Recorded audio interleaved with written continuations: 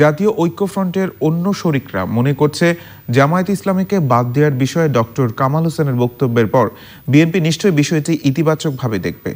তবে বিএনপি নেতারা বলেছেন প্রয়োজনে জামায়াতকে নিয়ে তারা ভাববেন, তবে এই ব্যাপারে বিএনপি সিদ্ধান্ত নেবে, অন্য কেউ নয়। রাহুল রায় রিপোর্ট। জামায়াতকে নিয়ে আমরা রাজনীতি কোনোদিন করার কথা চিন্তাও করি নাই।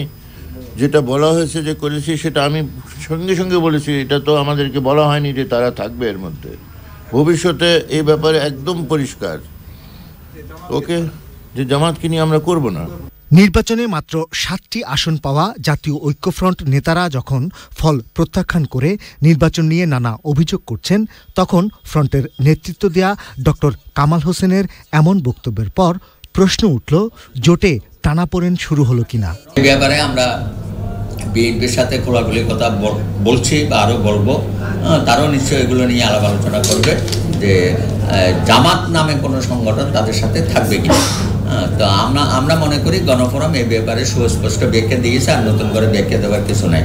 আর জামাতের কোনো নিবন্ধন নাই। জামাত এই মুহূর্তে কোনো নিবন্ধিত রাজনৈতিক দলও না।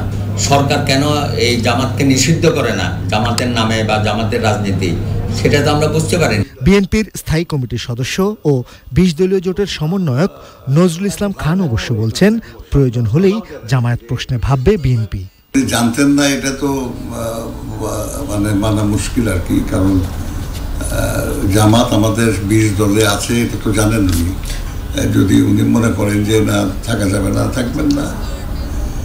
এগুলো কেউ কাউকে জবরদস্তি করতে পারবে না, জোর করে কাউকে কেউ ঐক্যে আনতেও পারে না, ঐক্যে রাখতেও পারে না, ঐক্য থেকে সরাও দিতে পারে না, তাই না?